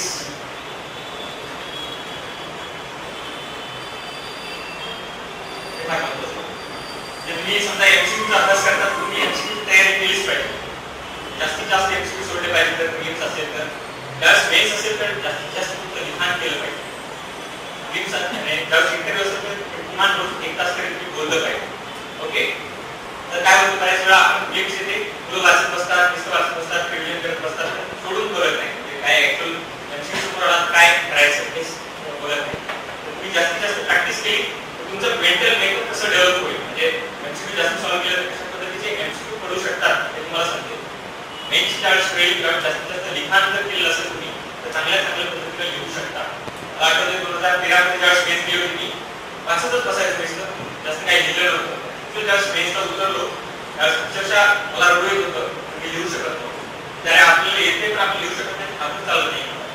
कारण असं होतं की एका दिवशी यूपीएससीचे 2 पेपर असतात. एका दिवशी 2 म्हणजे रोज 6 तास लिखाण आणि असं 5 दिवस कंटिन्यू आली तर एका दिवशी मध्ये आणि कंटिन्यू तुम्हाला 5 दिवस घ्यावं. कारण काही तुमचा स्टॅमिना सेट होतो. एक्झामची गरज आहे ते लिहिणं. रायटिंग मेन्सच्या वेळेस तुम्हाला रायटिंग दिलंच पाहिजे. त्यावेळेस इंटरव्ह्यू त्यावेळेस तुम्हाला 1 तास बोलायचं आहे, कारण त्या एक्झामची पीड आहे तुम्ही बोललं पाहिजे.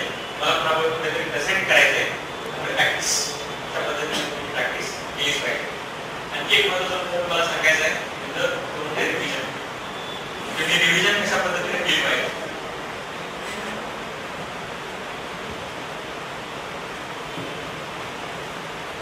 ओके, रिव्हिजन तुमच्या ग्रॅज्युएशनमध्ये उपयोगी पडते किंवा यूपीएससीचा ज्यावेळेस अभ्यास कराल त्यावेळेस उपयोगाची आहे. तुमच्या अभ्यासामध्ये रिव्हिजन ही इम्प्लिमेंट असली पाहिजे. जर तुम्ही 3 तास एनसीईआरटी करता वाचत असाल तर सगळ्यात पहिला अर्धा तास तुम्ही रिव्हिजनसाठी दिला पाहिजे. आता आज जे वाचले त्याच्यावर तुम्ही अभ्यास सुरू कराल तर अर्धा तास पहिले काल जे वाचले त्याची रिव्हिजन होईल, मनामध्ये आठवण्याचा प्रयत्न होईल. आठवलं नाही तर पुस्तकातून वाचण्याचा प्रयत्न होईल. पुस्तकातून वाचून मग राहिलेला 2.5 तास तुम्ही अभ्यास करायचा. ओके, अगोदर काल जे वाचले असंच उद्या असं करत 7 दिवसाचं एक युनिट फॉर्म करायचं. जे 7 दिवसात आपला अभ्यास होतो ते युनिट एक युनिट झालं, पुन्हा सोमवारपासून नवीन युनिट सुरू झालं. ॲट द एंड ऑफ या 7व्या दिवशी 2 युनिट झाले, या 2 युनिटचं आपण रविवारी परत रिव्हिजन करायचं. ओके, 7-7 दिवसाचं एक युनिट करून मला रिव्हिजन कॉन्स्टंटली करत राहायचं. अशा पद्धतीने जर तुम्ही अभ्यास केला तर तुम्ही यूपीएससी एमपीएससी या स्पर्धा परीक्षा निश्चितपणे क्रॅक करू शकता. आणि शेवटचा मुद्दा मी तुम्हाला सांगतो, मोटिवेशन. आणि ते फार महत्त्वाचं आहे. आपण ही परीक्षा किंवा एक्झाम सहजासहजी क्रॅक नाही करू शकत जर आपल्याला काही मोटिवेशन असेल तर. आणि तुमचं ते मोटिवेशन काय आहे, तुम्ही एमपीएससी किंवा यूपीएससी करायचं ठरवलंयच का, हे तुमचं मोटिवेशन काय आहे. तुम्हाला का तुम्हाला इंजिनियर असाल तर काय जाऊन जॉब नाही करायचं, डॉक्टर असाल तर का तुम्हाला डॉक्टरच्या जायचं नाही, बीएससी कॉम हे करत असाल बीएससी तर तुमचं सेट नेट तुम्ही लेक्चरर किंवा वाटेवर त्यांना का नाही जायचं, तुम्ही का ठरवलंय की यूपीएससी करायचं. तर हे तुमचं मोटिवेशन आहे. हे मोटिवेशन तुमच्या मनामध्ये कायम ठेवा. हे तुम्हाला ज्याच्या वेळेस म्हणजे जेव्हा तुमचं मूड लो होईल तुम्हाला अप करण्याचा प्रयत्न करेल. मी काय माझं मोटिवेशन कॉन्स्टंटली कसं ठेवत होतो बोर होईल किंवा उदास झाल्यासारखं वाटेल त्यावेळेस मस्त युट्यूबवर जायचो आणि देशभक्तीपरचे गीत आहेत ते सॉंग्स ऐकत बसायचो. हे ऐकल्यानंतर अगदी चार्ज झाल्यासारखं वाटायचं. परत अभ्यास करत जाऊ बसायचो. वाटेवर तुमचं जे मोटिवेशन आहे ते मनात ठेवा आणि पुढे जा, निश्चितपणे यशस्वी व्हा. तर सर्वांच्या पुढच्या वाटचालीसाठी माझ्या शुभेच्छा. थोडे बोलून मी थांबतो. जय हिंद, जय भारत. म्हणजे कसा असतो आहे एक अट्रॅक्शन असतं ना, तसं तुम्ही आज तुम्हाला जे वाटतंय मनात तुमचे काही प्रश्न असतील ते विचारू शकता. यू आर सो लकी की तुम्हाला कंटिन्यू 3 दिवस झालं जे सिलेक्टेड कॅन्डिडेट तुमच्या समोर येत आहे. आणि प्रिपरेशन मध्ये इथे पुण्यात आल्यानंतर पाहिलं होतं असं प्रिपरेशन दरम्यान तर जसं प्रत्यक्ष तर कुणाशी एवढं बोलणं नाही झालं माझं. बिंदासपणे प्रश्न विचारा, माझ्यासारखं लाजू नका, कारण मी असं मला कोणी प्रश्न विचारा म्हणलं की दुसऱ्याकडे बघायचं अरे कोण विचारतंय आणि जे कोणी माझ्या मनाचा प्रश्न विचारायचा त्या म्हणायचं भावा तूच आहेस.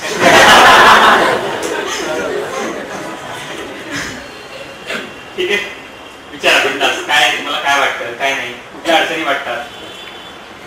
येस सर, आपले क्लासेस कॉलेजेस किंवा वेगळा आपला स्टडी असतो तो त्याच्यासाठी कसं टाइम प्लॅनिंग करता येईल, म्हणजे कॉलेजचा स्टडी क्लास आणि अदर NCERT. ओके, बघा आता कसं आहे याचं सगळं सुरुवातीला सांगितलं की तुम्ही प्लॅन करा.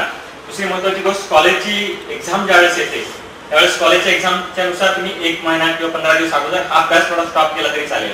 ओके, कंटिन्यू तुमचं एक्झाम आली तरी हा अभ्यास करत बसायचा असं नाही.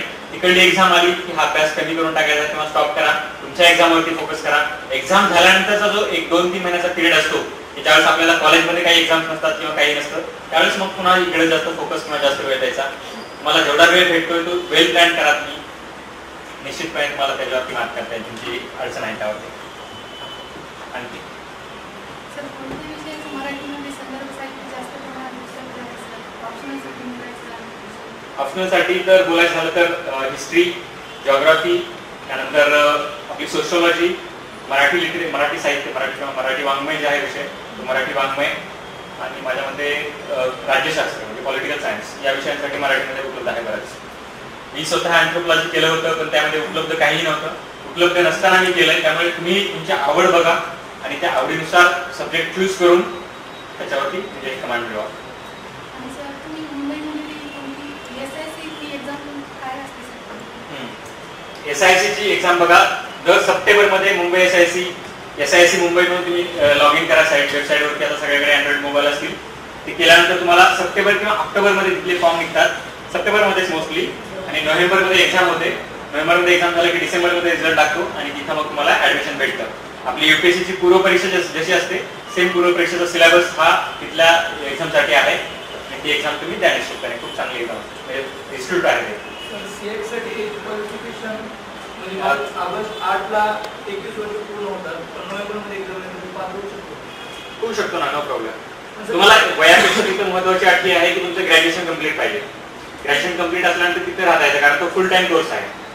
Okay, yes. आणि महाराष्ट्र गव्हर्नमेंटचा दुसरा एक हे झालं सुरुवात आहे काय म्हणतात त्याला इनिशिएटिव्ह. ते सुद्धा आता एक टेस्ट एक्झाम घेणार आहेत. ती एक्झाम जी पास होती त्यांना त्यांच्या चॉईसच्या इन्स्टिट्यूटमध्ये म्हणजे ते दिल्लीचे असतील ते राहण्याची 10,000 पर खर्च, तिथला राहण्याचा खर्च आणि तिथे क्लासची फीस प्लस जाण्याचा खर्च वगैरे असं त्यांनी सुरू केलेला आहे. तर ते पण तुम्ही ट्राय करा. ओके,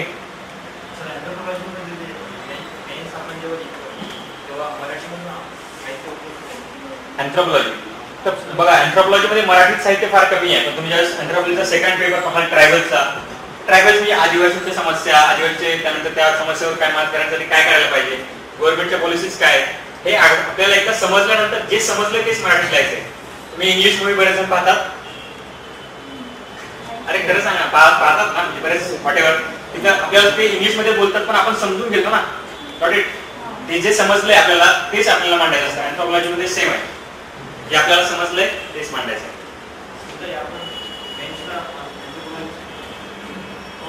ऑप्शनल अँथ्रोपॉलॉजी ठेवू शकतो असं म्हणते का? Yes yes. अँथ्रोपॉलॉजी आणि अँथ्रोपॉलॉजी मध्ये तो भारतातला पहिला प्रयोग होता अँथ्रोपॉलॉजी मराठीतून लिहायचा. 233 मार्क आले.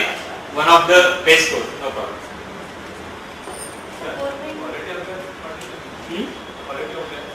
थोडंसं मोठे आहे क्वालिटी अभ्यास म्हणजे तुम्ही हा हा ते कसं काय म्हणजे आपण अभ्यास करत आहे क्वालिटी अभ्यास होत आहे ऑब्झर्व क्वालिटी अभ्यास होत नाही हे कसं समजेल आपल्याला. क्वालिटी अभ्यास होत नाही हे समजेल आपल्याला म्हणजे आपण 3 तास बसतोय पण आपण 3च पेज वाचतोय.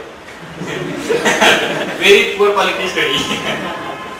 3 तास बसल्यानंतर तुला वेळ पण कळाला नाही की अरे 3 तास माझे निघून कसे गेले. That is quality study. म्हणजे आपण त्यामध्ये कसं भिडून गेलोय आपल्याला कळलं पण नाही पाहिजे. आपण ज्यावेळेस आपलं पहा की आपलं म्हणजे ऍक्च्युअली क्वालिटी काय असते, आपण एखादा मूवी पाहतो तर आपल्याला ते 2-2.5 तास कसे निघून गेले हे कळत पण नाही ना. आणि आपली उत्सुकता असते की अरे पुढे काय होणार म्हणजे कॉन्स्टंट आपण त्यात गुंतून गेलेलो असतो. आपल्याला आपलं मेंटल मेकअप किंवा आपला स्टॅमिना सेम तसा वापरायचा आहे. म्हणजे आपण तुम्ही जे 2.5 ते 3 तास बसणार आहे तुम्हाला असं कळलं पण नाही पाहिजे की आपले 2.5-3 तास आपण बसून गेलोय म्हणून. नागपूरमध्ये असं प्रोग्रामला गेलो मी. तिथे एका मुलीने विचारलं, सर मी प्रत्येक 1 तास झाला ना की मला उठावं लागतं, म्हणजे 1 तास झाला अभ्यास की मला उठावं लागतं, परत 1 तास झाला की असं होतं, तर त्यासाठी मी काय करू. मग तिच्या प्रश्नाला उत्तर दिलं मी, तू घड्याळाकडे बघणं सोडून दे. 1 तास झाला हे तुला कळलंच नाही पाहिजे. असं कसं काय कळतं आपल्याला 1 तास झाला म्हणजे तिचं लक्षच असतंय 12 वाजून 1 झाले की आता उठणार नाही. तिला सांगितलं म्हणजे असं आपल्याला करायचंय, आपल्याला घड्याळाकडे लक्ष न देता कॉन्स्टंटली अभ्यास करत राहायचंय आणि आपण त्यामध्ये पूर्ण इन्व्हॉल्व झालं पाहिजे. ओके. गव्हर्नमेंटची कोणती तुम्ही सांगितलं ती योजना ते चालू होणार आहे? गव्हर्नमेंटची ऑलरेडी चालू झालेली आहे. आतापर्यंत असं होतं की जे इंटरव्ह्यूला क्वालिफाय झाले त्यांचा दिल्लीमध्ये राहण्याचा क्लासचा आणि सगळं खर्च गव्हर्नमेंट करणार आहे जाण्यासाठी. पण आता या वर्षीपासून कदाचित थोडंसं त्यामध्ये चेंजेस करून त्यांनी असं केलंय की एक कॉमन टेस्टच घेणार आहेत ते एंट्रन्स टेस्ट, आणि त्यातून 100 मुलांना ते डायरेक्ट असं चान्स देणार आहे दिल्लीत राहण्याचा, प्रत्येकला क्लास लावण्याचा आणि वॉट एव्हर हा असं. आणि बरेच असं झालं की बरेच मुलं मराठीत करतात त्यांना पुण्यात पण क्लास लावण्याची म्हणजे त्याबद्दल थोडंसं बोलणं चालू आहे. तुम्हाला पुण्यात क्लास लावायचा तुम्ही काय करणार, मला दिल्लीला नाही जायचं, तर त्याबद्दल मी समजा चर्चा चालू आहे. पण ती जर एक्झाम आली तर ती पण निश्चितपणे तुम्ही द्या. ओके. नेक्स्ट मेन्सचा 735. मेन्स असं असतं की 1750 मार्काची आपली मेन्स होते, साधारणतः 650 वगैरे मार्कापर्यंत त्याचं कट ऑफ असतं. यावर्षी 630 मार्काचं ओबीसीचं कट ऑफ होतं, माझे 735 होते. जर आपल्याला मेन्स मध्ये जास्त स्कोर असेल म्हणजे प्लस असेल, थोडेफार इंटरव्ह्यूला जरी कमी आले तरी आपल्याला फायनल पोस्ट मिळते. त्यामुळे तुमची जे अगदी सुरुवातीला सांगितलं की तुमचं रायटिंग स्किल डेव्हलप करा, कारण मेन्सला 1750 मार्क आहेत.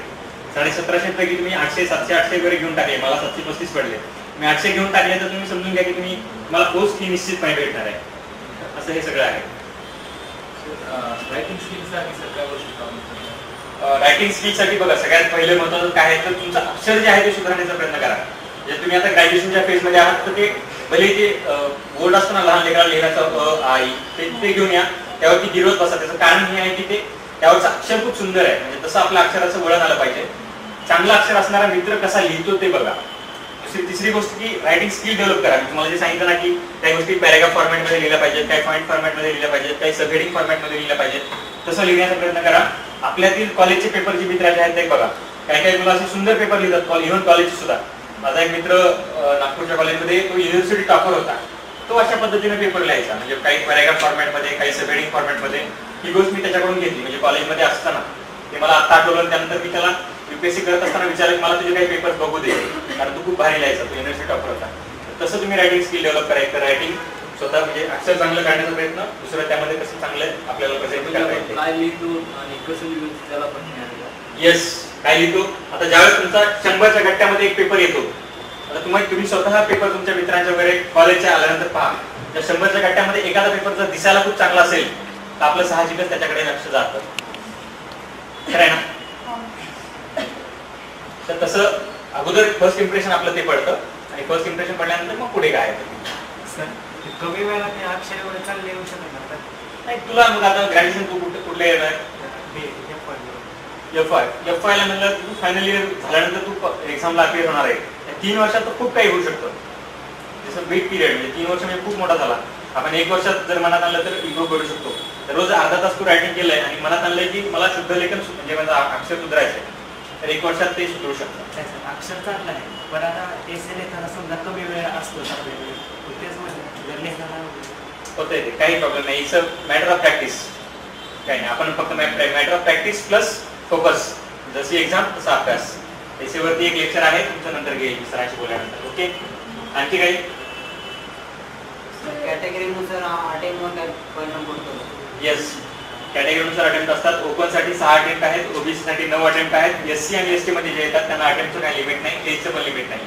ओपन आणि ओबीसी साठी एजचं लिमिट आहे. ओपन साठी 33 6 अटेम्प्ट, ओबीसी साठी 35 9 attempts, SC ST, no limit, unlimited. हा.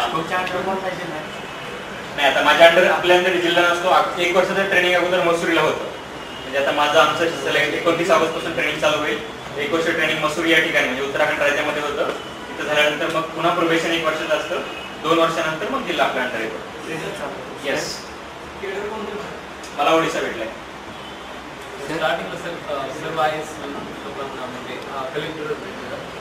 नाही, स्टार्टिंगला आपल्याला सीईओ करतात म्हणजे मुख्य कार्यकारी अधिकारी, त्यानंतर आयुक्त करतात एखाद्या शहराचं, आणि ते 1 वर्ष ते झाल्यानंतर मग कलेक्टर कधी पण करू शकतात. साधारणतः कलेक्टर होण्यासाठी 4 ते 5 वर्ष लागतात आपली निवड झाल्यापासून. ओके सर, असं ऐकलं मी की अँथ्रोपोलॉजी हा विषय थोडासा सोपा आहे बाकीपेक्षा, आणि हिस्ट्री मोठा आहे बराच. जर कॉलेजच्या टायमिंगमुळे आपल्याला ऑप्शनलसाठी कमी वेळ द्यायला लागत असेल आणि हिस्ट्री जर आवडत असेल तर कोणता चूज करायचा? बघा, कधी तुम्हाला जर आवडत असेल ती एखादी गोष्ट आवडणारी, समजा असं आहे की तुम्हाला आपण समजू की गुलाबजामुन आवडतात आणि ते 10 गुलाबजाम मोठी वाटी भरलेली आहे. तुम्हाला एखादी न आवडती भाजी आहे, ती न आवडती छोटीशी जरी असली भाजी तरी आपल्याला खाणं बरंच डिफिकल्ट जातं, बरोबर आहे. 10 गुलाबजामुन असले तरी यू कॅन मॅनेज. सो जरी तुम्हाला हिस्ट्री मनातून आवडते तर त्या गुलाबजामुन सारखी खाऊन टाकायची कमी वेळेत.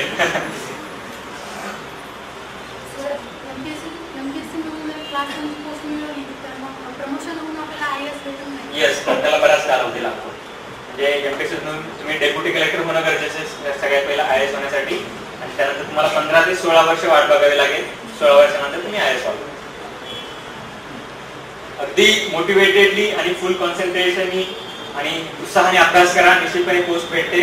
आणि जरी टप्प्यावर कधी अपयश आलं तर उभं डिप्रेस होऊन जायचं नाही. म्हणजे एखादी परीक्षा ही झाली तर परत उत्साहानं जोमानं लागायचं. तुम्हाला एक दिवस आपल्या यशाचा निश्चितपणे येतो. चांगली पोस्ट मिळवण्यासाठी इंटरव्ह्यू मध्ये चांगले मार्क पाहिजे की मेन्स, म्हणजे मेन्सचे मार्क तर इम्पॉर्टंट आहे का चांगली पोस्ट मिळवण्यासाठी? बघा, चांगली पोस्ट मिळवण्यासाठी फायनल मार्क्स इम्पॉर्टंट आहे. मग ते तुम्ही मेन्स मध्ये घ्या, इंटरव्ह्यू मध्ये घ्या, कशात घ्या, कुठेही घ्या, मार्क्स इम्पॉर्टंट आहे. ते त्यासाठी आपल्याला काय करायचं, प्रत्येक टप्प्यावरती चांगले मार्क घ्यायचे. मेन्सला चांगले मार्क घ्यायचे, इंटरव्ह्यूला चांगले घ्यायचे. सो आपण म्हणजे फायनल चांगली आपल्याला पोस्ट भेटेल. पण सगळ्यात जास्त आपल्या हातातलं काय आहे, मेन्स आहे. 1750 ओके, आणि 275 इंटरव्ह्यू. 1750 जास्त इम्पॉर्टंट ना, मेन्स जास्त ऑफकोर्स इम्पॉर्टंट आहे. आणखी बरं, फाईन मागचं किंवा क्वेश्चन काय जरा मोठे आहे.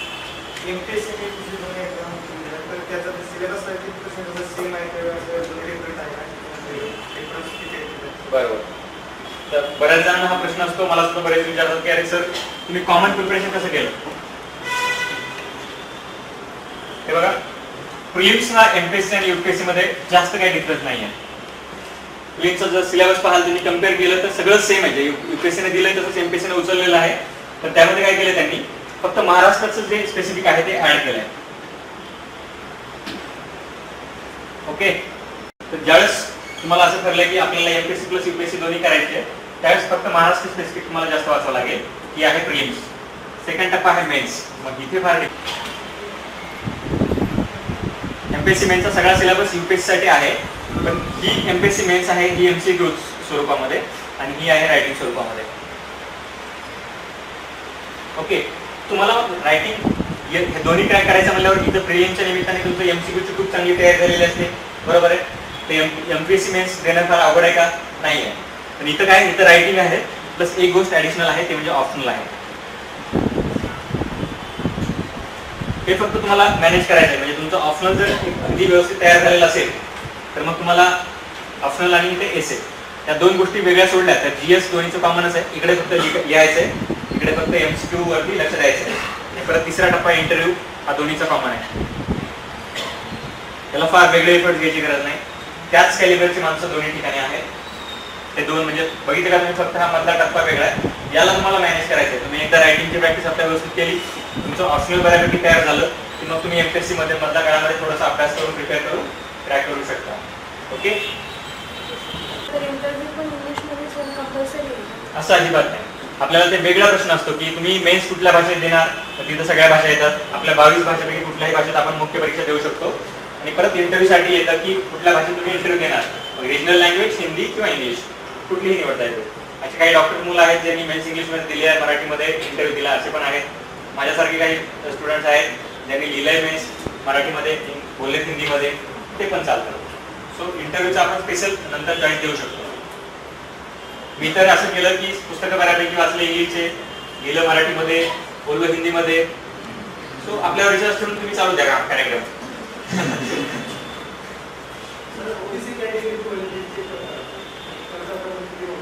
ओबीसी कॅटेगरीमध्ये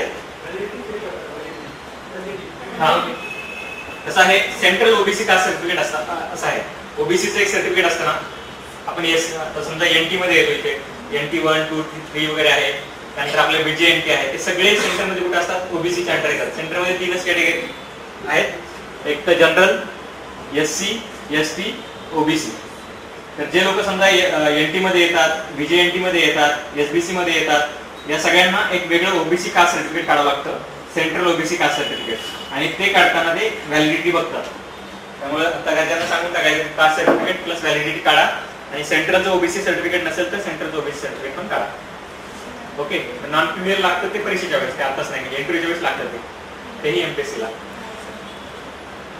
ओके चलो. Okay good question. बघा बऱ्याच वेळा काय होतं,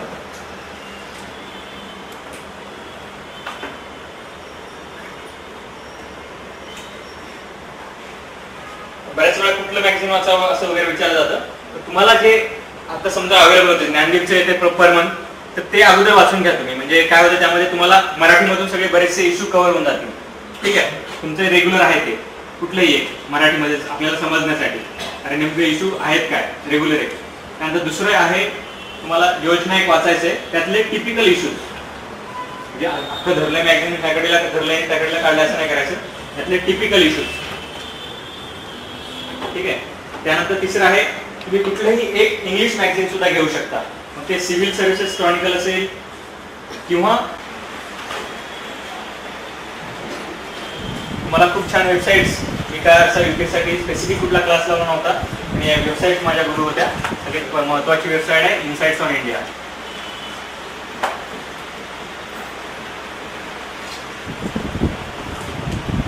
ही वेबसाईट अशी आहे की तुम्हाला रोज तिथं 5 क्वेश्चन्स निश्चितपणे येतात. हे 5 क्वेश्चन करंट अफेअरचे मेनच्या दृष्टीने टाकलेले असतात. आता प्रिलिमची एक्झाम नंतर प्रिलिमच्या दृष्टीने त्यांचे पेपर्स आलेले असतात. तर खूप छान वेबसाईट आहे. नंतर दुसरी त्यांचंच हिंदी न्यूजपेपरचं अनालिसिस येतं रोज. म्हणजे ते ऑडिओ आता मी जसं बोलतोय तसं एकदम वाचतो हिंदी न्यूजपेपर आणि त्यातली न्यूज समजून सांगतो. तर त्यांचं न्यूजपेपर अनालिसिस पण वाचायला येतं. ओके. ही वेबसाईट तुम्हाला खूप फॉलो करायची आहे. त्यासोबत mrunar.org. यांचे इकॉनॉमीवरचे, जॉग्राफीवरचे लेक्चर्स युट्यूबवरती अवेलेबल आहेत. हे सगळे लेक्चर्स ज्यांना युट्यूबवर पाहणं शक्य आहे, बाकी गोष्टी युट्यूबवर बघण्यापेक्षा या गोष्टी आता आपण बघायच्या थोड्याशा. ओके. त्यानंतर तिसरी एक गोष्ट आहे अनअकॅडमीचे व्हिडिओ आहेत. Roman Saini sir, all India rank 18 यांनी हे सुरू केलेलं आहे. युट्यूबवरती व्हिडिओज आहेत बऱ्याच सगळ्या टॉपिकचे, आपल्या इंग्लिशचा अभ्यास कसा करावा, त्यानंतर इकॉनॉमिक्सबद्दल, हिस्ट्रीबद्दल, जॉग्राफीबद्दल. तर या 3 गोष्टींचा तुम्हाला ऑनलाईन वापर करायचा आहे. त्यासोबतच आपल्याला IR ज्यांचं पॉलिटिकल सायन्स ऑप्शनल आहे, आपल्याला काही व्हिडिओज बघणं गरजेचं आहे. त्यामध्ये आहे सगळ्यात महत्त्वाचं इंडियाज वर्ल्ड नावाचा एक प्रोग्राम आहे. तो कशामध्ये आहे, आपल्या राज्यसभा टीव्हीवरती इंडियाज वर्ल्ड. आपल्या युट्यूबवरती तुम्हाला हे सगळे प्रोग्राम बघायला भेटतील. इंडियाज वर्ल्ड म्हणजे भारताचं फॉरेन पॉलिसी जे रिलेशन्स आहेत ते सगळे या प्रोग्राममध्ये तुम्हाला समजून जाईल. तिथे इंडियाचे फॉरेन सेक्रेटरी, अँबॅसेडर असे डिस्कशन आलेले असतात. त्यानंतर एक दुसरा प्रोग्राम आहे बिग पिक्चर. राज्यसभा टीव्हीवरतीच हा पण प्रोग्राम आहे. आपण याचा एक व्हिडिओ बघूनच घ्यायचे. सगळे सोशल इश्यूज वगैरे कव्हर केले असतात आणि त्यामध्ये खूप तज्ञ लोक आलेले असतात. तिसरा एक प्रोग्राम आहे देश देशांतर. हा हिंदीमध्ये असतो. ते वरचे 2 इंग्लिशमध्ये आणि हा हिंदीमध्ये. तिन्ही राज्यसभा टीव्हीवरचे. एकदा तुम्ही युट्यूबवर गेलात तुम्हाला हे सगळे प्रोग्राम भेटतील. विषय ठेवला जो आपण इंग्लिशमध्ये चांगल्या पद्धतीने मांडू शकतो, पण बाकीच्या ज्या मेन्सच्या पेपरसाठी आपण इंग्लिशमधून तेवढं चांगलं मांडू शकत नाही जेवढं मराठीमधून मांडू शकतो किंवा हिंदीमधून. अशा वेळेला काय करायचं? बघा आता कसं आहे, हे प्रॅक्टिस हा एकच उपाय आहे त्याला. आता तुम्हाला काय करायचं आहे, इंग्लिश मधून सगळे बुक्स वाचायचे. समजा तुला हिस्ट्री इंग्लिश मध्ये चांगली लिहिता येत नाही तर हिस्ट्रीचे बुक्स वाचायचे इंग्लिश मधले. दुसरं, ज्यावेळेस तू विचार करणार आहे हिस्ट्रीचा, म्हणजे 1920च्या मोमेंटचा विचार करणार आहे, तो विचार सुद्धा तुला इंग्लिश मध्ये करायचा आहे. मी माझा इंटरव्ह्यूचा एक्सपिरियन्स सांगितलं, मला हिंदी बोलता व्यवस्थित येत नव्हतं, मी काय केलं, विचार सुद्धा हिंदीमधून करणं सुरू केलं. तसं तुला हिस्टॉरिकल जो विचार आहे तुझा तो हिंदीमध्ये करायला सुरुवात करायची. आणि असा एक काही काळ गेल्यानंतर, काही लिहून पाहिल्यानंतर एक वेळ येईल की you can write it better in English also. तर ते प्रॅक्टिस आहे. नंतर इंग्लिश न्यूजपेपर वाचायचे, 1-2 बुक्स वाच, रिव्हिजन कर, मनन कर त्याचं थोडंसं, इंग्लिशमध्ये तू लिहू शकतो. स्पेलिंग मिस्टेक वगैरे बघतात का नाही? जीएस मध्ये जनरली बघणार नाही, पण एसए मध्ये स्पेलिंग मिस्टेक मॅटर करतात. एसए मध्ये स्पेलिंग मिस्टेकच्या चुका नाही करायच्या, जीएस मध्ये चालते. जीएस मध्ये चालते म्हणून चालते कसंही नाही. आता तुमच्याकडे वेळ काय करायचं तुम्हाला, डेव्हलप. ठीक आहे, आपण सर्वांनी शांतपणे ऐकून घेतलं त्याबद्दल मी आपल्या सर्वांचा आभारी आहे. थँक्यू.